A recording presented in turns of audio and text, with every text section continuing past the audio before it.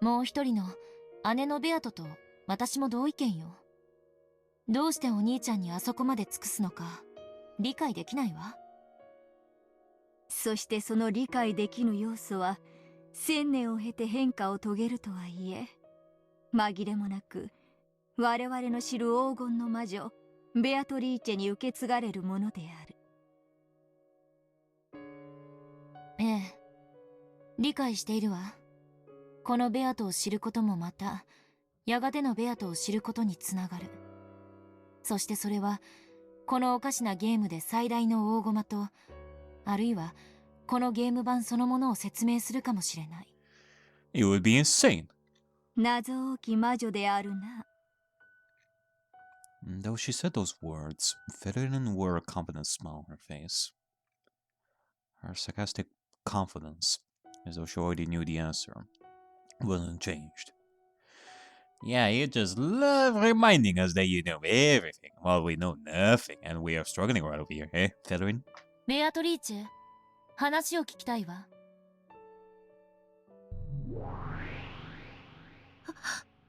はい。何でしょうか、エンジェさん。 Yeah, come over here a little bit, Beatrice. We just want to talk to you, you know. Like, even you are being mysterious about this, even though it's not on purpose, I assume. We just want to talk to you about some stuff. Dato, who had been reading a fragment book in the shadows of the study, gentle and Angie called out to her. あなたはなんで後宮バトラをお父様と呼ぶの？私という駒を生み出してくださったからです。 But why father specifically? ではどうして後宮バトラにそこまで尽くすの？駒は生み出した造物種に絶対服従しなくてはならないルールでもあるの？そんなルールはない。駒は道具、あるいはナイフだ。ゲームマスターが上手に扱えば便利な道具になる。しかし扱いを間違えれば自らを傷つけもする。道具になろうと凶器になろうと、そこに道具の意志はない。ただ結果があるだけだ。じゃあどうしてあんたはお兄ちゃんにアームを尽くすの？ Yeah, because what I'm understanding right over here, it's not something that is ingrained in your brain or something. It's something that you purposely choose to do so. まるでそれはあなたという駒の目的かのようだわ。はい。それが私が生み出された目的だからです。 Okay. あんたを生み出したお兄ちゃん自身がその目的を与えたの？それは違う。バトラはゲームマスターとしてそういう役目を持った駒を盤上に置いたに過ぎない。 Okay. He set a piece with that roll on the board. So you're saying that he did it on purpose? そして彼女という駒を生み出したのはこのゲームを生み出した最初のゲームマスターであるベアトリーチェ自身だ。 Ah. Yeah. Does make logical sense, if I'm to think of what I thought of before. That this chick battle was created with the rules, like the mentality and the rules of the old, like, master from before. She was created based on the rules of the old games, prior to Battler. Yeah. And what Battler did was just set that piece. It's like he... I guess you can say it's kind of similar to how you have a game board, but there are some missing pieces. I guess because one piece one piece of the chessboard is missing now. You got lost. Boom. So what you do?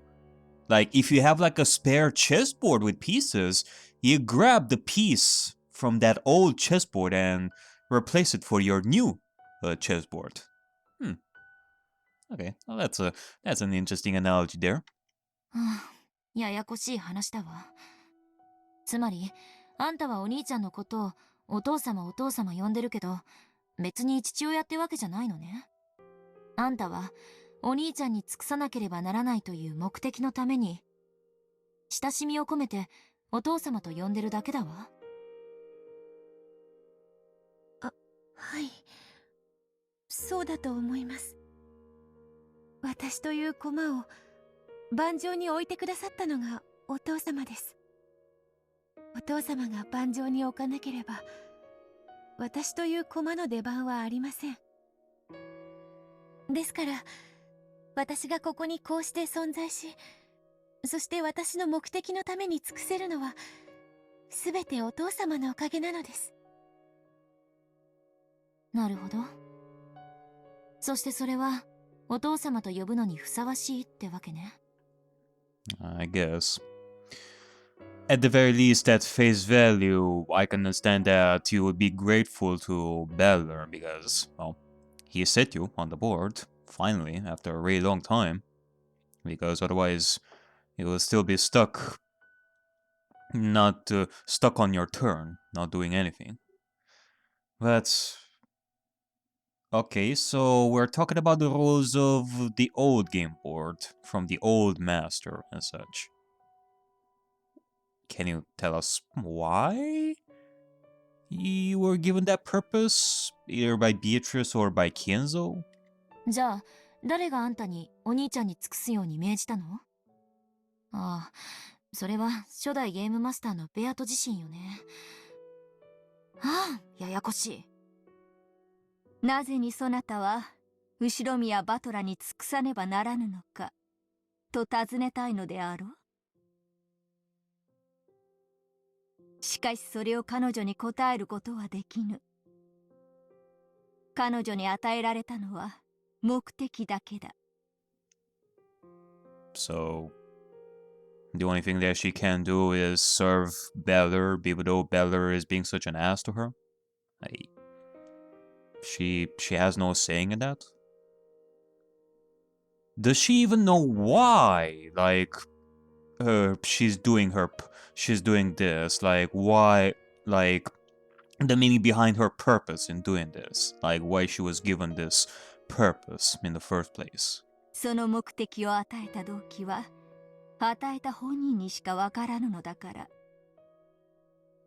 なるほど。それも考えてみるがいい人の子よってわけね。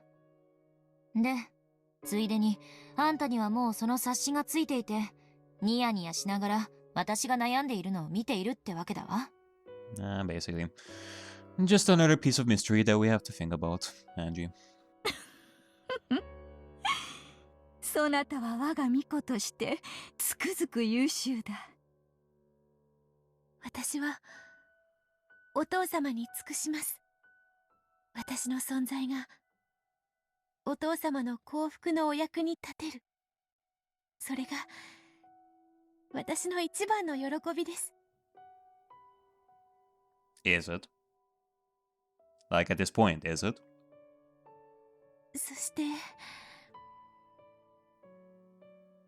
At that point, Bato hesitated. 何？そして何を？はい。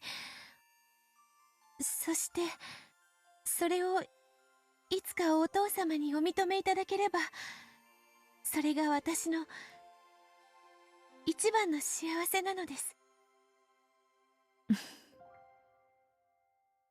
何よそれ。尽くしたいってだけならまさに魔女の家具ねと言いたいところだけど、それを認めてもらいたい？それじゃ家具ってより。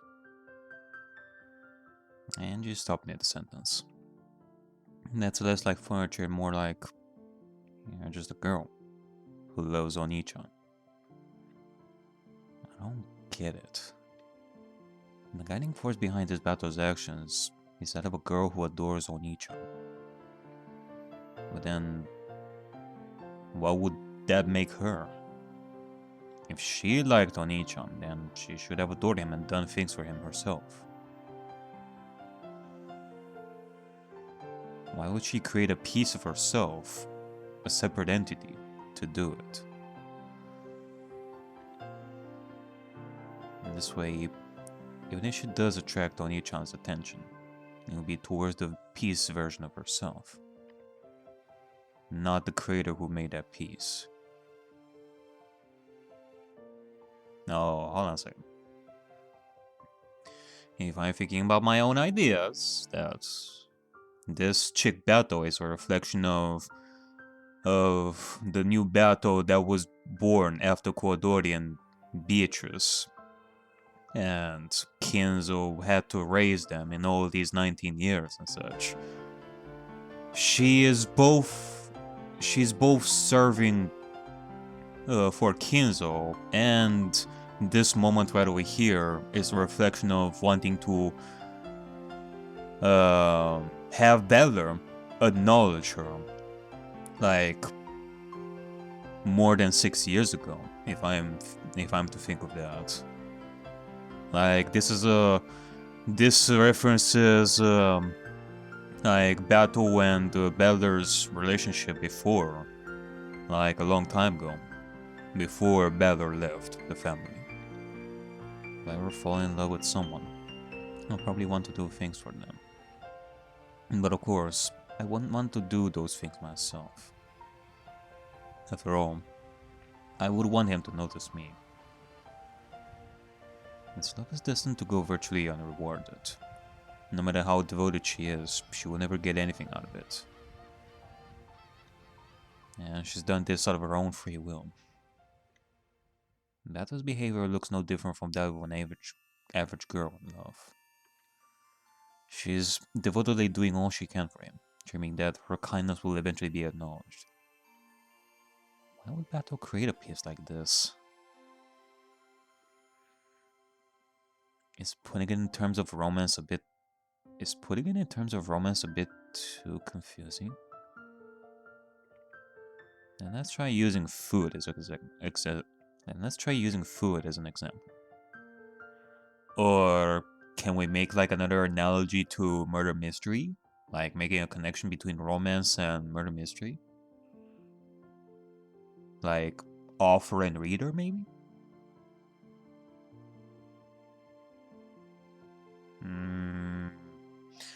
I cannot see it right now. It's as pointless as creating a piece to eat food for you.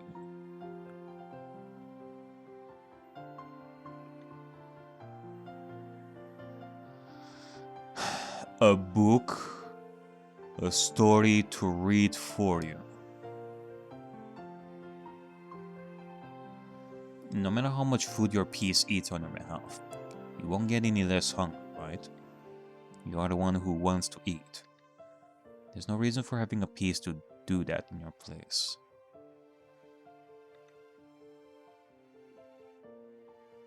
For most jobs in the world, you can get someone else to do it for you. However, with love and food alone, there can never be any meaning in letting another person do it in your place. And that's right. This battle was created as a piece, for an impossible reason. I gotta know if I'm probably stretching it with this kind of analogy, but maybe it's similar to those kinds of stories written by authors that are not necessarily the most complex for the reader to understand, but it is done for the sole purpose of entertaining the reader, like at any level and such, and make the reader feel happy about it. But though, in similar fashion to Beller, it doesn't necessarily mean that the reader is gonna put as much effort into understanding your story, so that both the author and the reader would offer their love in equal amounts, in similar fashion to, like, to what we're doing over here with Umineko. we're talking about a story that is not meant to be taken seriously, but it is there to entertain the mind of the reader in a simple way. Like, I don't know what the word would be for that. Like, one could say that it's similar to guilty pleasures. I mean, there's that. There's also, like, stories that involve a lot more action than thought. Like, yeah, I guess to put it in food-related analogy over here, similarly to Angie over here, it's like eating fast food. Yeah, I mean, it's good. It makes you feel good. It doesn't necessarily mean that it's healthy, because Balor is being an ass, and he is not acknowledging the efforts of this Chick Beato, and he doesn't love Chick Beato, so Chick Beato is gonna feel really sad about it, even though she's trying her best. Though at a glance, she looks just like a normal girl. The more I learn about her, the less I understand. Like an imaginary number. お父様はそう呼ばれるのを嫌われていました。そしてお父様の望まれる私もそうは呼んでいませんでした。そうね。I mean, I don't know if I should talk logically about this in the first place to you, Bato, but you do realize that this Balor is not the same father that you had before, right? You do understand that there is a completely different game master, and you know, there may be reasons why Balor doesn't want you to call him father, and yet you keep doing that. Like, do you at least not comprehend the idea that we're talking about a completely different person that you're loving over here, and yet they don't want you to call them father, so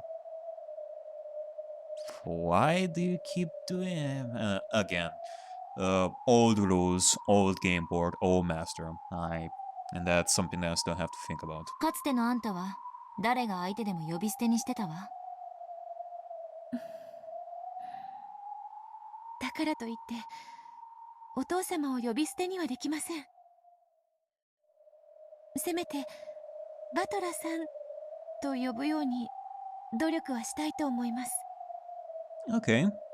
Well, that's something. I mean,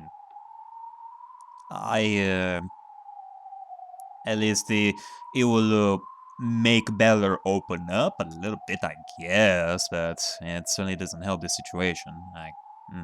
あんなに冷たくされてよくめげないものね。 True. いえ、バトラさんは今大切なゲームに臨まれています。相手は大ベルンカステル教の駒、強敵エリカ教です。いよいよゲームが佳境に差し掛かろうというデリケートなところに私がしゃしゃり出て、バトラさんが望まないお父様という言葉をかけてしまったのですから、機嫌を崩されても無理ないことです。Apparently, Beto still wanted to devote herself to Balor, even after being treated in such a cold manner. Though to an outsider, it just looks as though she's being snubbed. It certainly doesn't faze her at all. It truly is the blindness of a girl in love. それとも私に愛がないから見えない。愛があれば見えぬものが見えることもあろうな。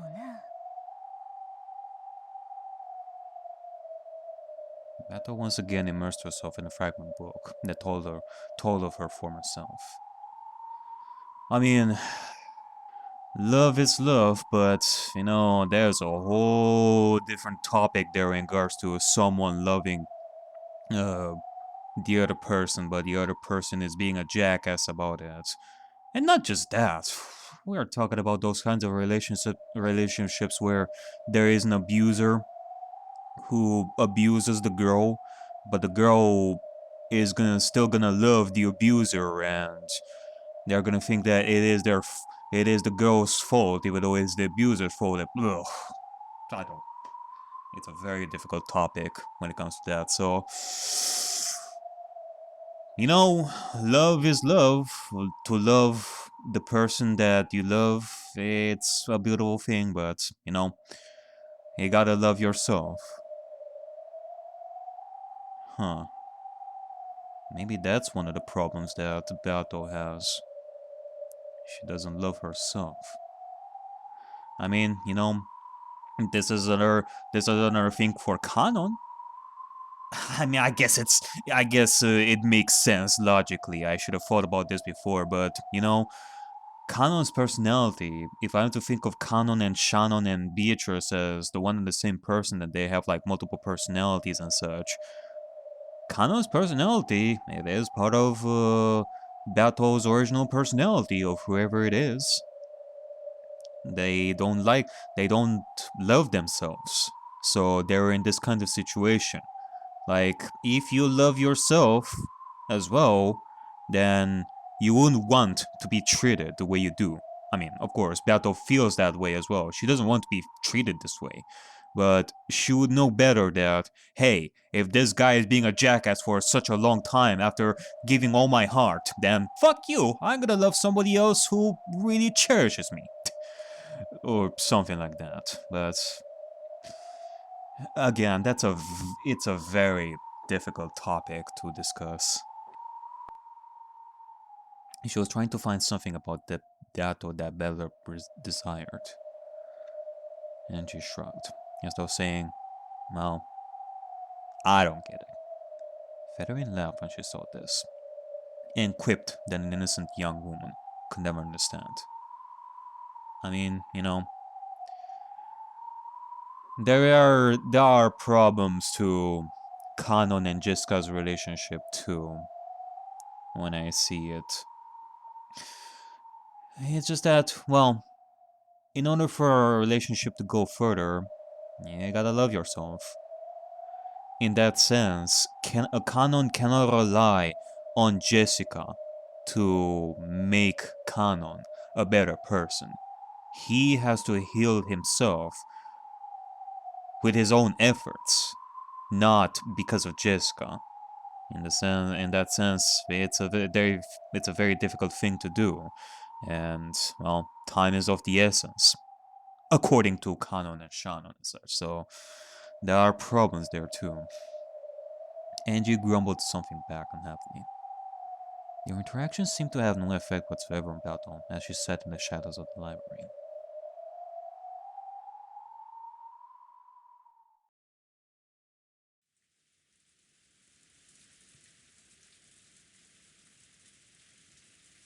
After chasing all the others out, only Bella remained in the study. There was no color in this dimly lit room. However, for just a short time that the plate of cookies had been placed there, the room had seemed at least a little cheery. Bella's gaze drifted over to the desk, which no longer had anything on it. When it did, the cookie plate that had been there until a second ago was revived. However, it was an illusion. Though the cookies could be looked at, they could not be touched, much less eaten. If Bella wished, he could make it possible to touch them or eat them, and they will be an empty sensation. He will only give the touch and taste that Bella desired.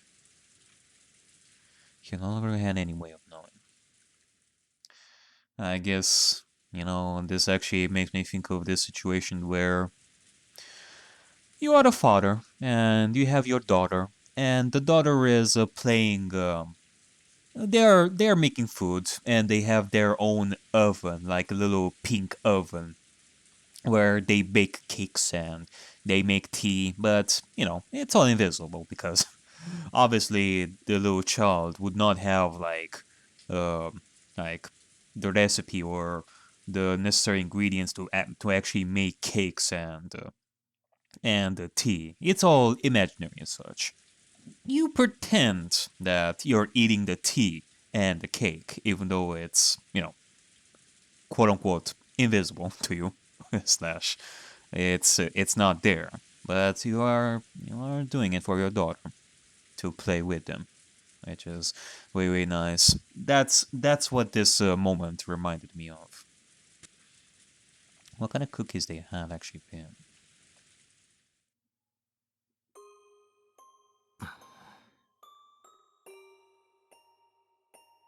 In the reception sofa facing bedroom, a cloud of gold butterflies slowly gathered and took the form of the old battle.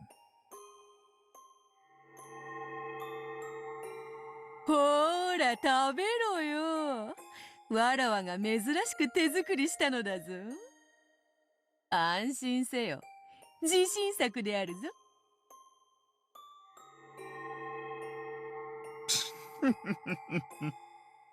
お嬢様の場合、むしろ自信作の方が不安になろうというものですな。まったくだぜ。お前が作るクッキーなんて、どうせおかしな毒が入ってるに決まってら。それは心外な。仮に入っていたとしても、そなたのあれがそうなってこうなっちゃうかもしれない程度のもんではないか。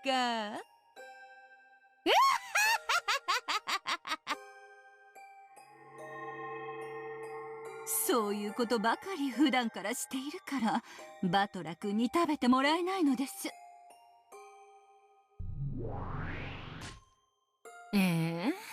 手料理に何か入れるなんて基本でしょ。爪に髪の毛、魔法のおまじないに愛のかけら。あんたたちだったら何を入れるの？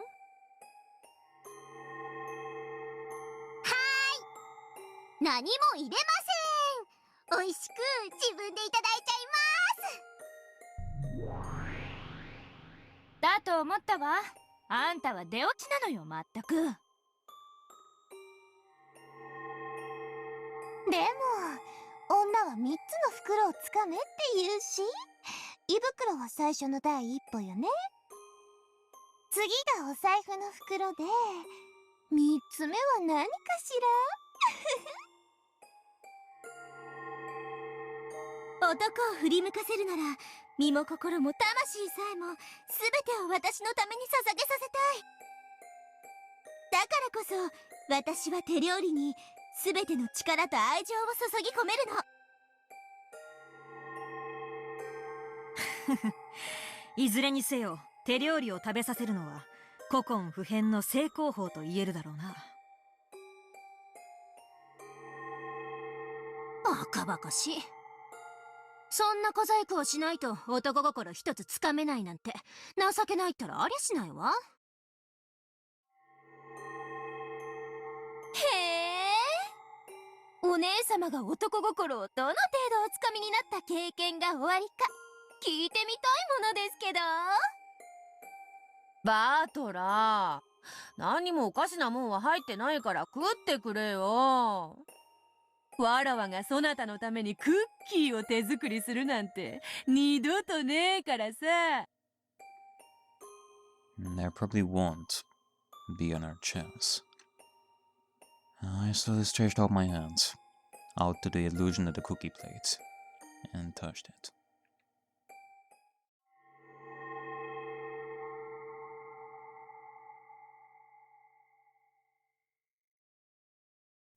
Just before I did, it became a cloud of gold butterflies and vanished into the darkness of the study. The illusions of Rono and Virginia also disappeared. However, the illusion of Beato alone still remained on the sofa. 何が不満か？それも俺に言わせるつもりか？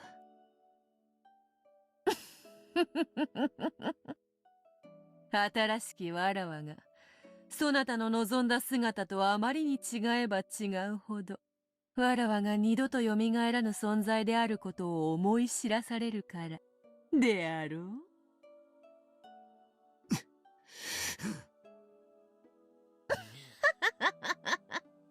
いい女は逃したら二度と捕まらぬわ。今頃になってわらわがいい女だったと気づいたであろうが。うるせえ。お前なんか二度と現れなくてせいせいすら。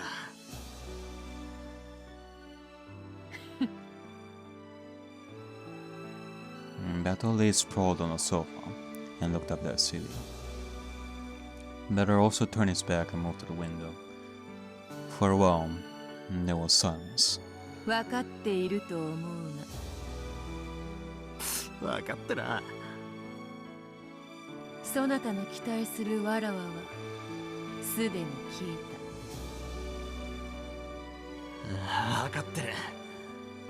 あのベアとは紛れもないお前自身ではあっても、かつてのお前とは異なる存在で、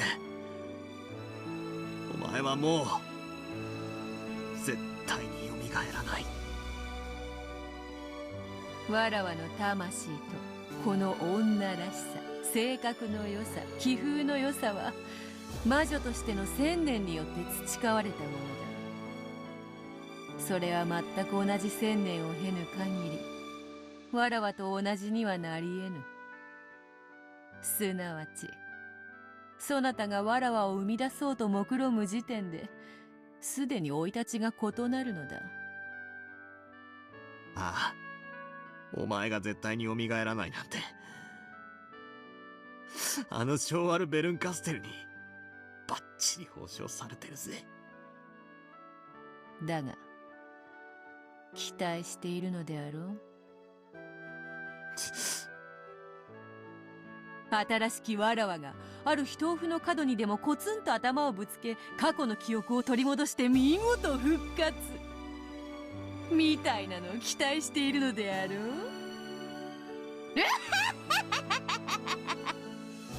そんな妄想プロット今時ラノベだって通用せぬわ。うるせえ。お前だってかつて俺が思い出して気づくのをずっと待ってやがったじゃねえかよ。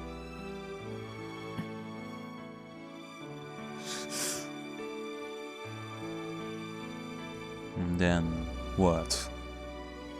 Does this mean that our relationship now is exactly the opposite of how it once was? わらわもそなたがいつかはきっと気づく、思い出す、奇跡が起こる。そう信じてゲームを繰り返したこともあったが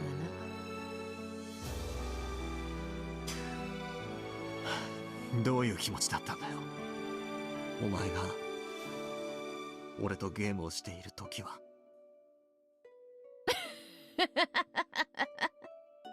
自分の胸に聞けとはよく言ったものよ。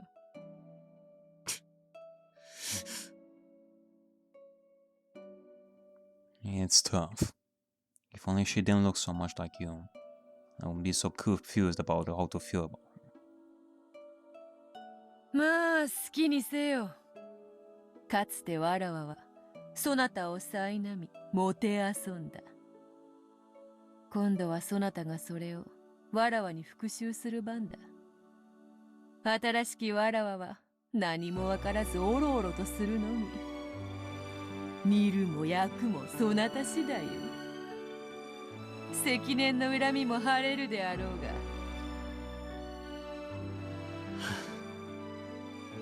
お前自身が相手ならな、さぞや気分も爽快だろうぜ。だがあのベアとはお前じゃない。わらわでないというなら誰なのか。お前によく似た別人だ。だが紛れもなくわらわでもあるぞ。そうだな。お前自身であり、そして同時に別人なんだ。ならば新しきわらわも災難なものよ。わらわの身代わりに慰み者とされておるわ。なんと気の毒なことか。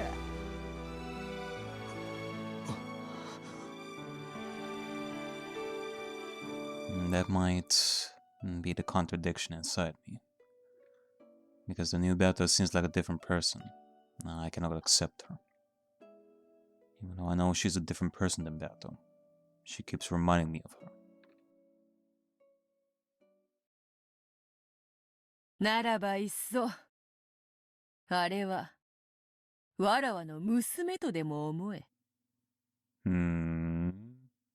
Your daughter. You know, all this is pretty interesting.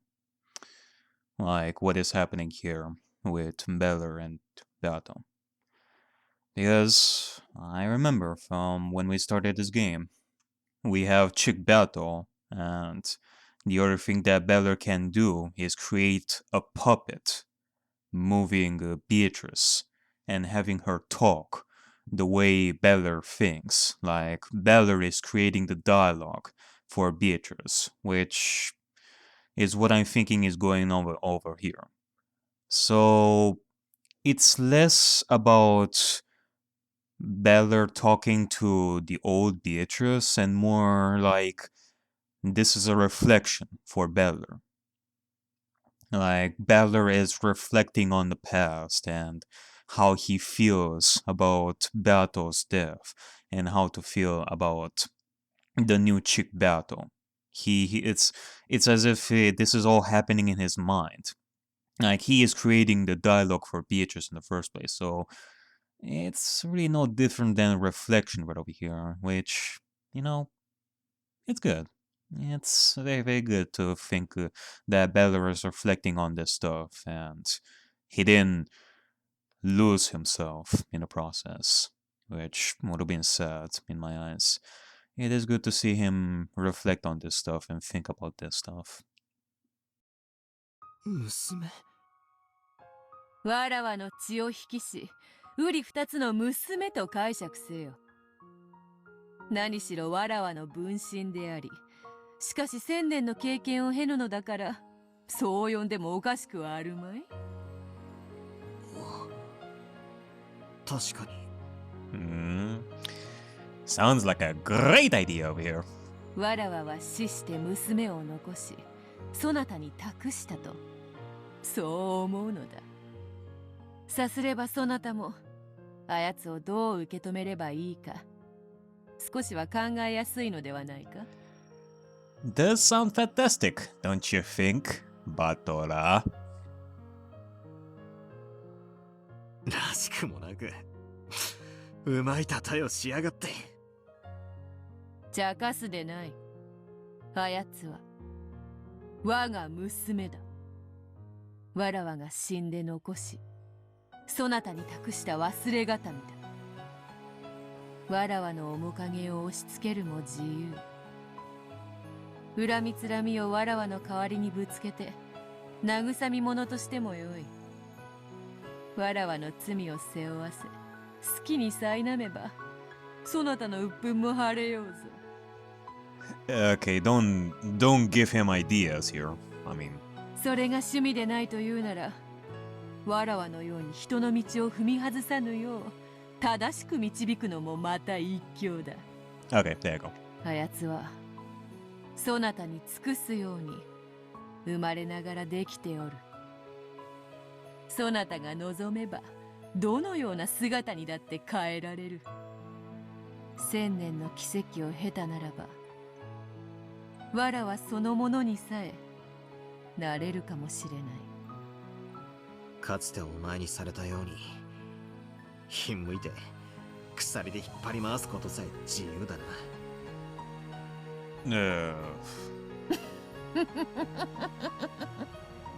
そうだな。今ならばそれ以上の非道なる所業さえ可能であろうぞ。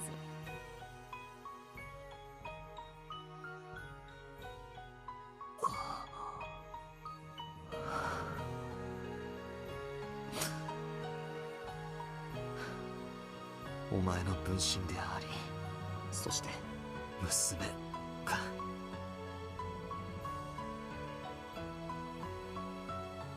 Without a doubt, she's exactly the same person, the same piece, which was created once more by the rule called Beatrice. However, when I cannot accept it that way, I can interpret her as being Bato's daughter. This served as a clear guidepost on how to interact with her, and smoothed the uncertainty in my heart.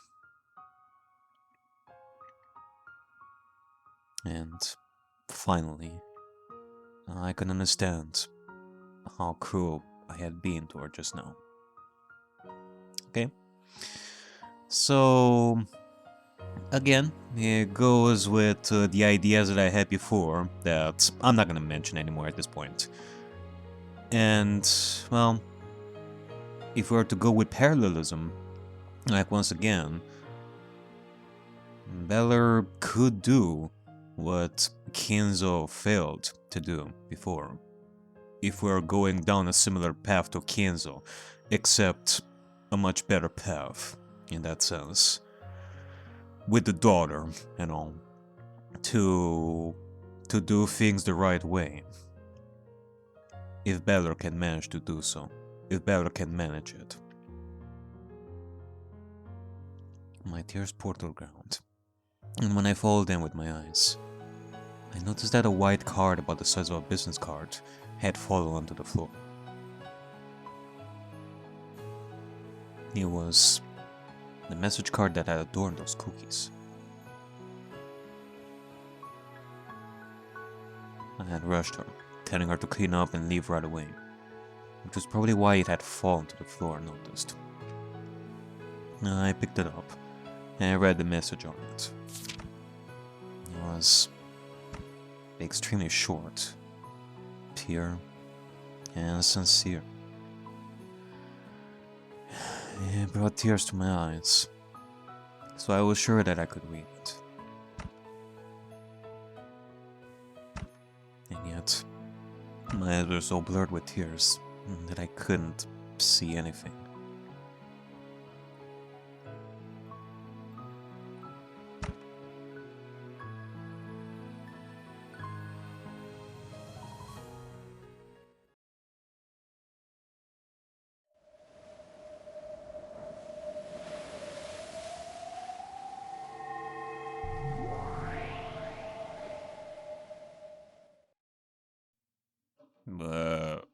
Hello? Now where is this place? The flood of light and sound slowly dissipated. The silence that followed was not broken by any noise, not even the sound of the wind and rain outside that had been so clearly audible moments before. Both Jessica and George timidly opened their eyes. Where in the world was this? It was a strange room that they had never seen before. It looked like a Western tea room. Its furnishings were stylish and expensive. It felt as though a dignified person must own this room. Preparations for black tea were set on the table, and so was a chessboard, which seemed to be halfway through a game. However, there was something strangely out of place. The black and white checkboard pattern made it feel like chess, but it looked like a very similar yet totally different game that no one knew of. In the same way that it both looked like chess and not like chess. The furnishings of this room, no, the room as a whole, looked at first glance like a Western tea room, but also felt like something completely different. ここは一体。ジェシカちゃんにカノン君も。シャノンはどこに？ジョージ様、私はここにおります。僕もここにいます。お嬢様、ジョージ様、このような場所にお連れしたことをお詫びいたします。一体何がどうなってるんだい？シャノンが取り出した蝶の羽のようなものが眩しく光り出したと思ったら。私もだぜ。カノン君が黄金蝶のブローチとかいうのを取り出したら、それが輝き出して。お嬢様、ジョージさん、まずはご無礼をお許しください。そしてどうか落ち着いてください。これから不思議なことが起こります。その不思議な存在は私たちを試すでしょう。Test? 試す？それがひょっとして。 Oh! Could it be that we're gonna be having like another test in similar fashion to episode 4? To test their love? Okay.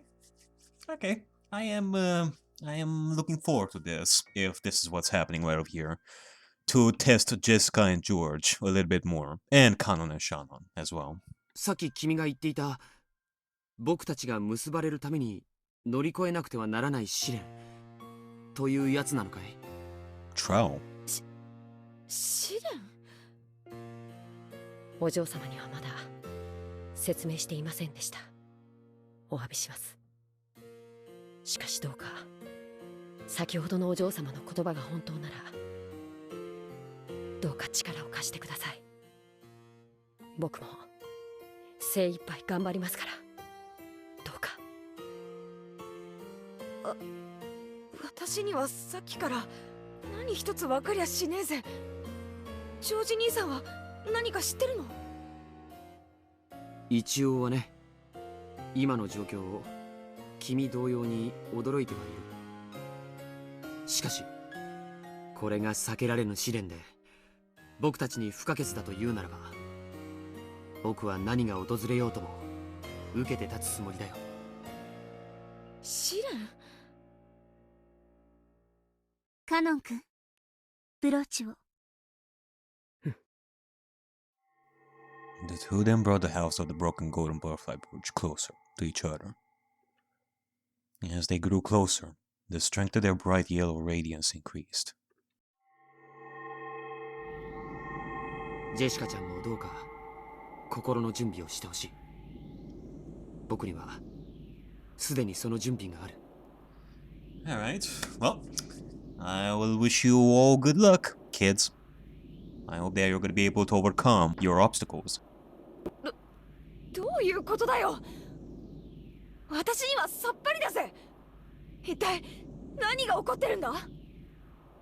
試練だよ。愛し合う二人のための試練。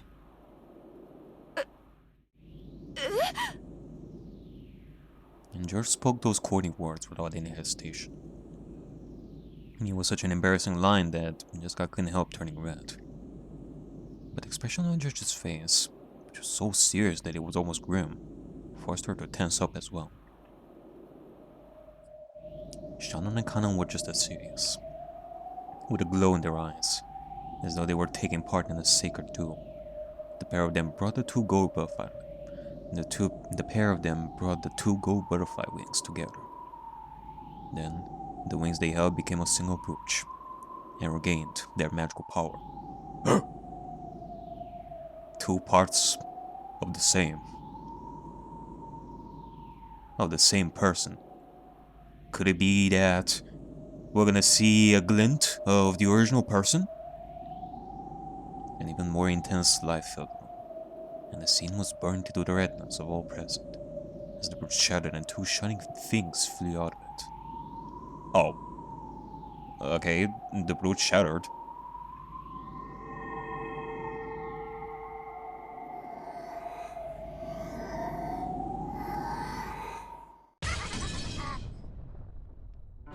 人は愛のために生きるのです。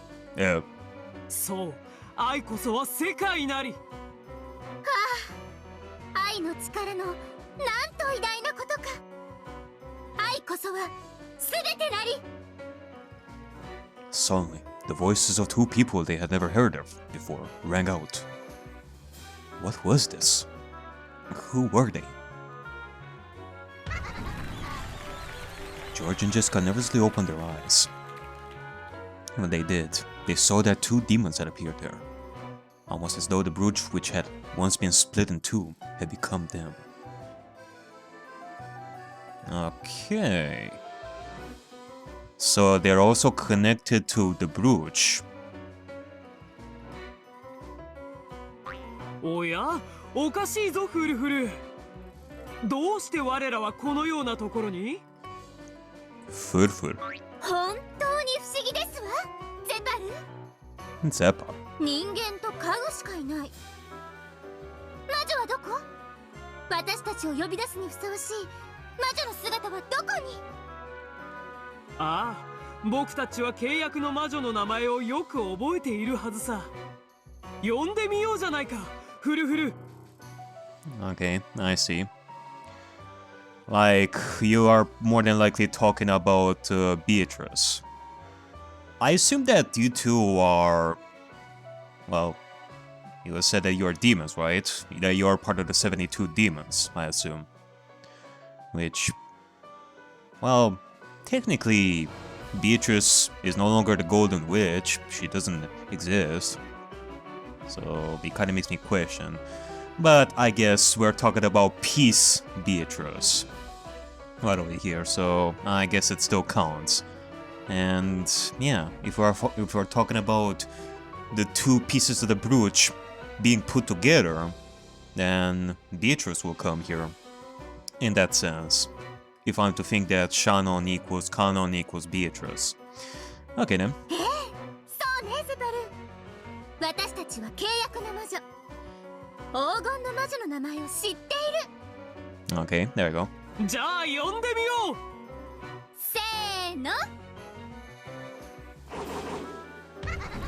ベアトリーチェ Beatrice!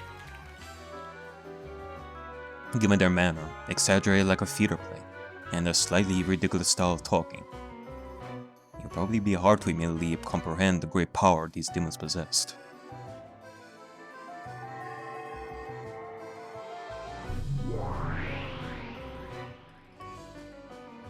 When the two demons called Beatrice's name, a cyclone of gold butterflies picked up throughout the room. Then, it took them the form of two golden witches. あれ？ベアトリーチェが2人だわ。僕たちだって2人だもの。ベアトリーチェがたまには2人だっておかしくはないさ。I mean, how about three next time? こやつはわらわの分身にして妹だ。 Or four, or five.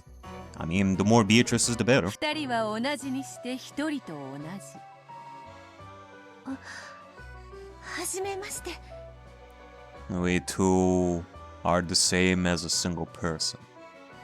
お久しぶりです、ベアトリーチェ様。